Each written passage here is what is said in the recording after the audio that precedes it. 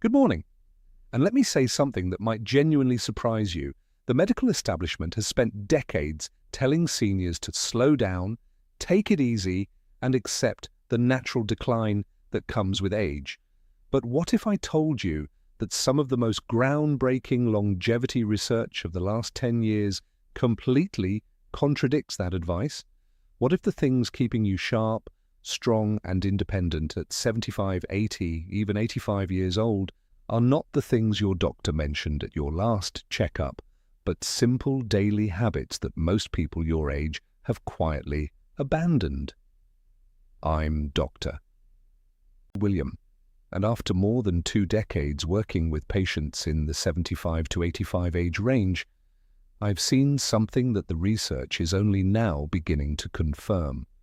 The people who age the best, the ones who still drive themselves to appointments, who still garden, who still remember every grandchild's birthday without writing it down, they share a very specific set of behaviors, not expensive supplements, behaviors. A landmark study published by the Stanford Center on Longevity followed over 4,200 adults between the ages of 70 and 90 for a period of 12 years. What they found was striking. Those who maintained just 4 or more of these specific daily habits were 61% less likely to experience what researchers call accelerated functional decline, meaning the rapid loss of independence that sends so many seniors into assisted living far earlier than necessary. 61%. That is not a small number. That is the difference between living your life on your own terms and living it on someone else's schedule.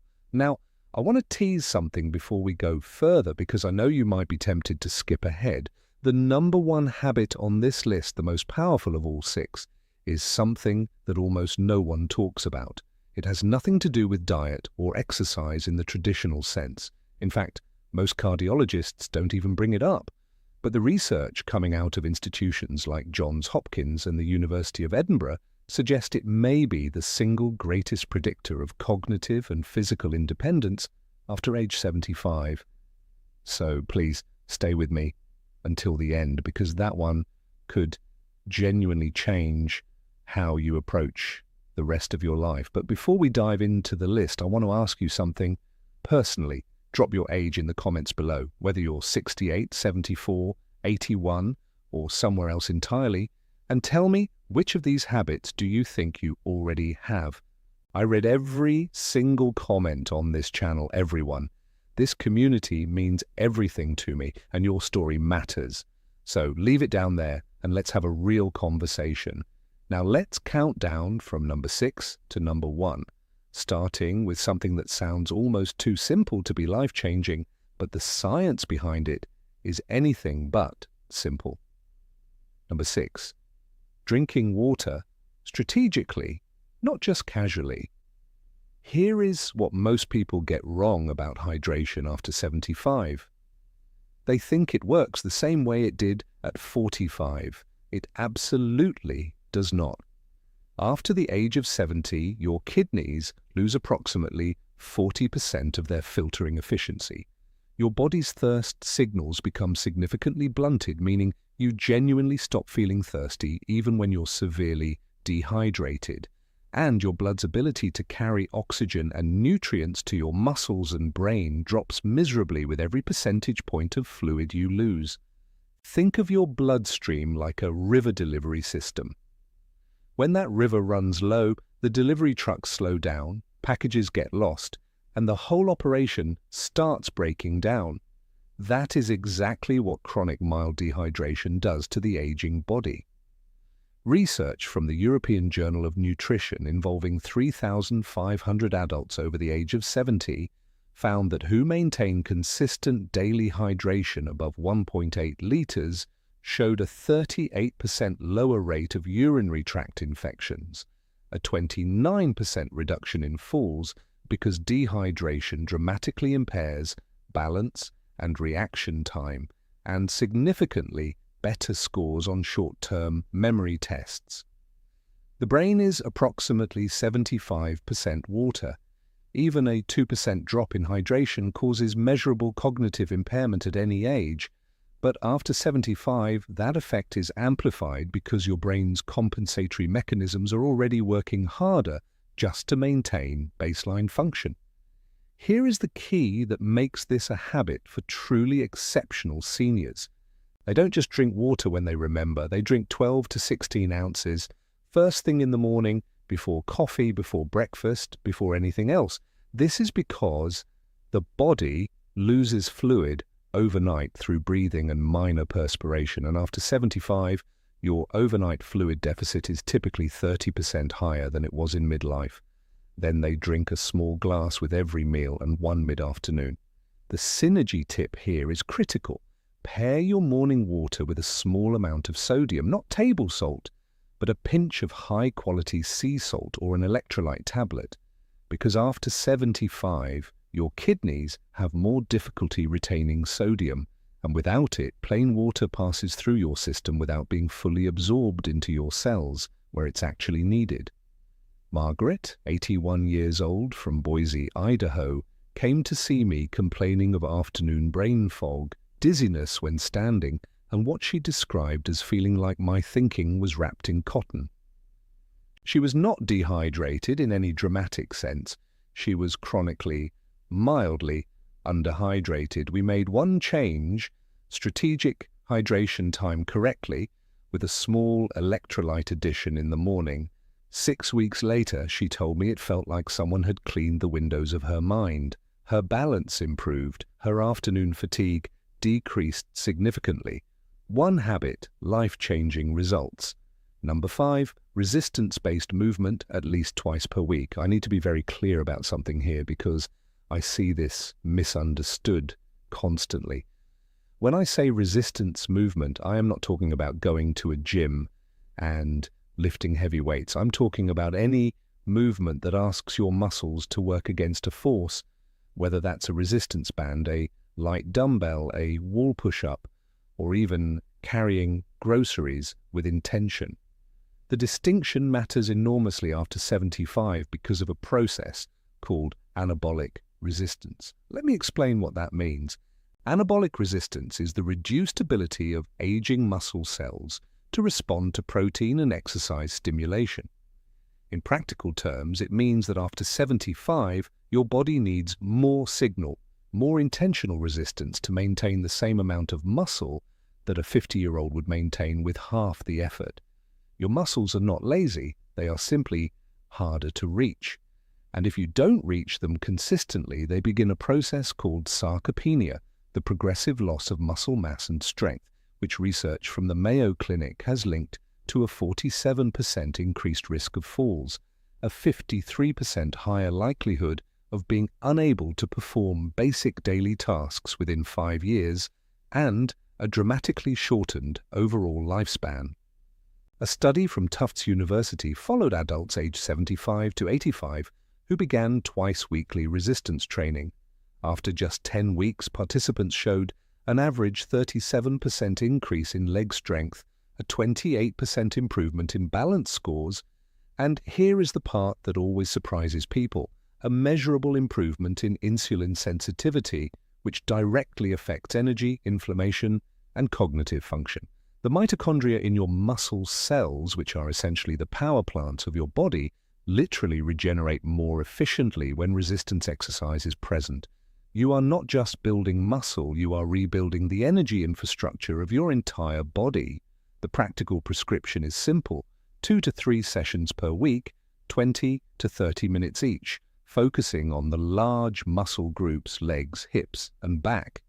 Resistance bands are ideal for seniors because they provide progressive resistance without joint impact. The synergy tip: perform your resistance session within 30 minutes of consuming 25 to 30 grams of protein, because after 75, the anabolic window, the period during which your muscles can most efficiently absorb protein for repair, is shorter and less forgiving than in younger adults. Timing is not optional at your age, it is essential. Number 4, maintaining a consistent, purposeful sleep schedule. Before I continue, if this video is giving you value, if you're learning something you wish someone had told you years ago, please take 1 second right now and click that subscribe button.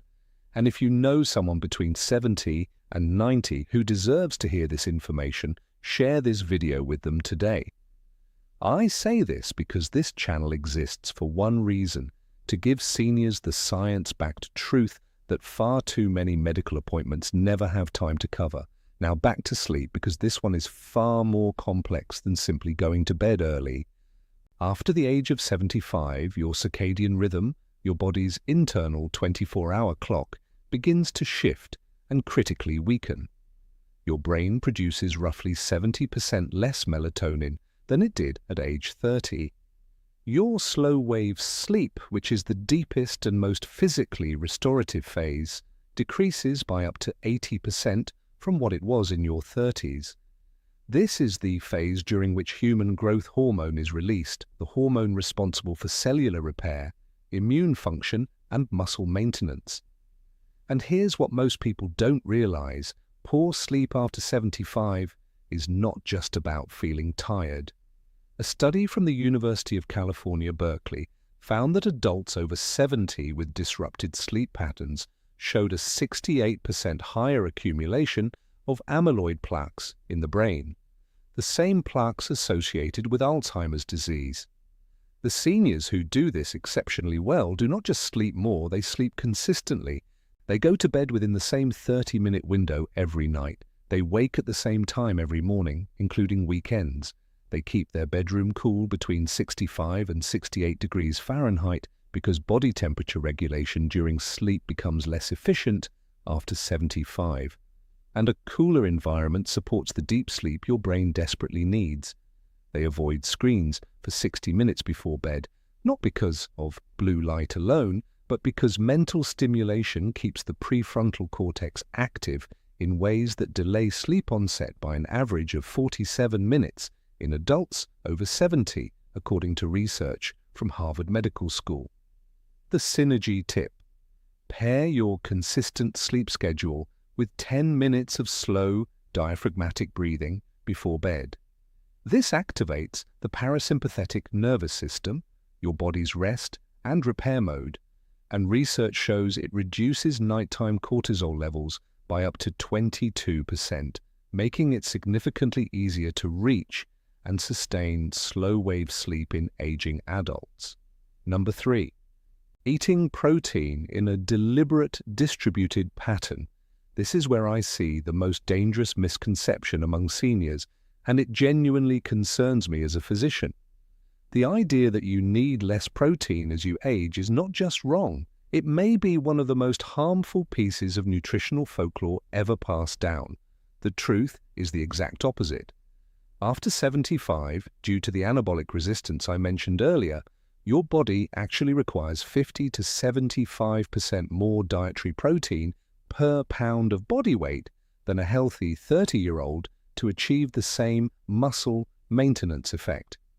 Yet most seniors I see are eating half the protein they need, often because appetite decreases with age and high carbohydrate foods feel easier to prepare and consume.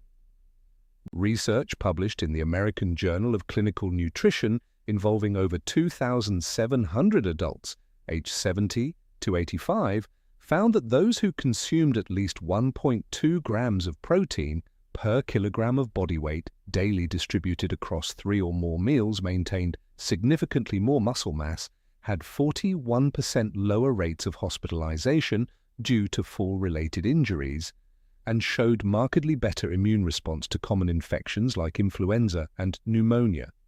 Think of protein like the bricks your body uses to rebuild itself overnight.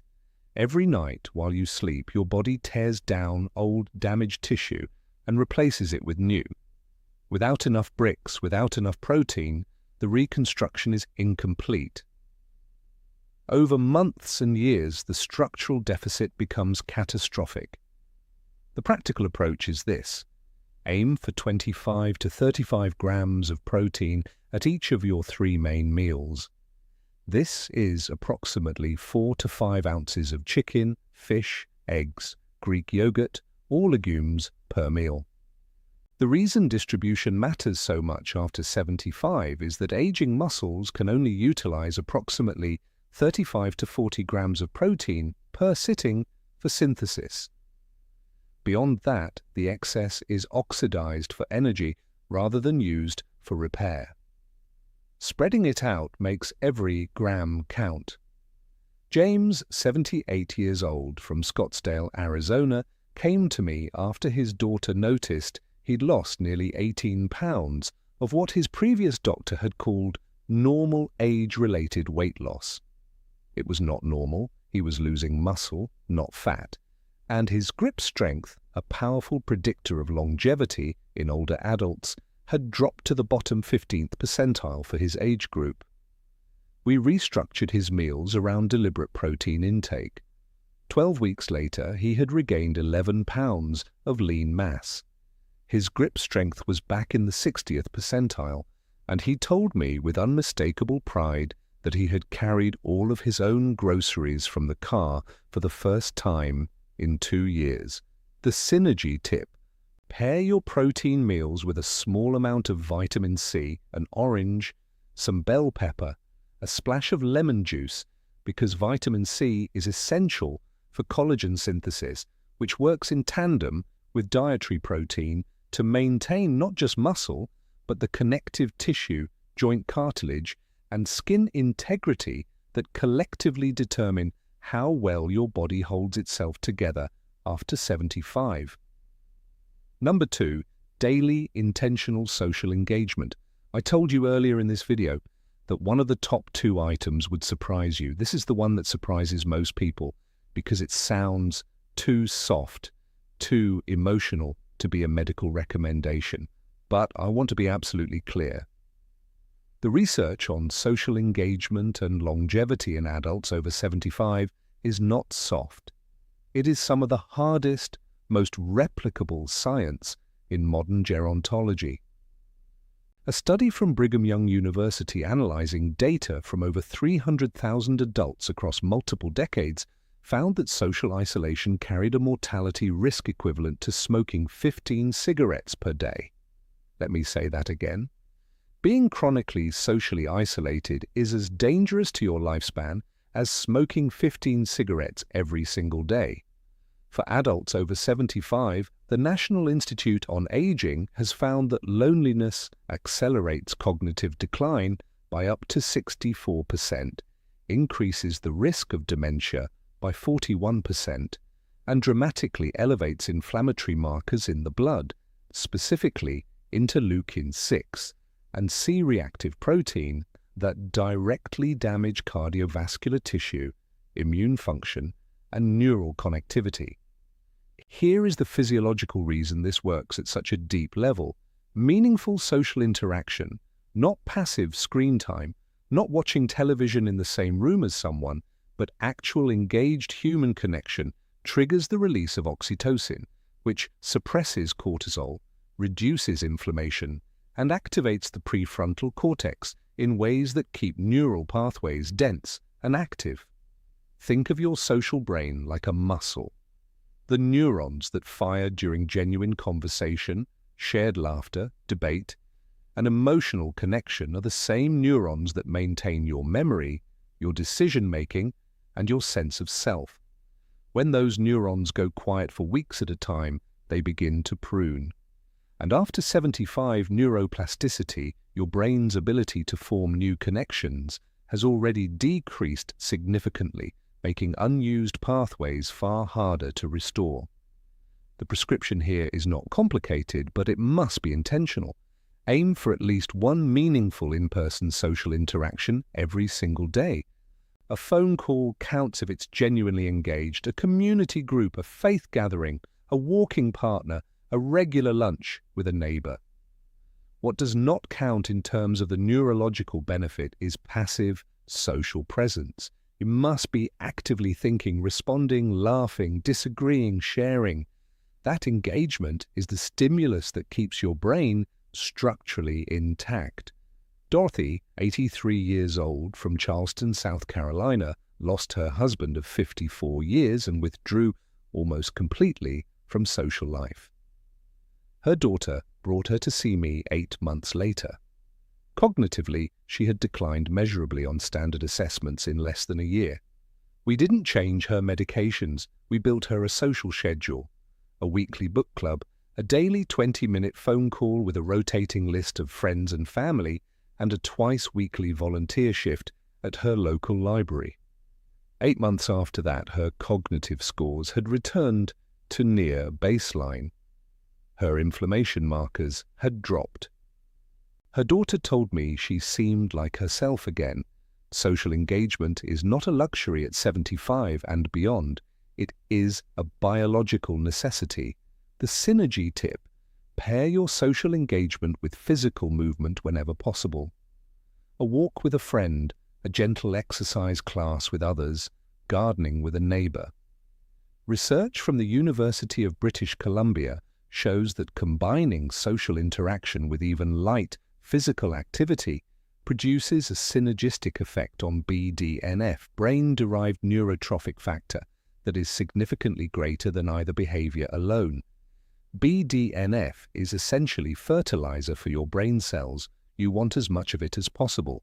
And now, number one, the habit that fewer than 12% of adults over 75 maintain consistently, and which Johns Hopkins researchers have called the most underutilized longevity intervention available to aging adults without a prescription.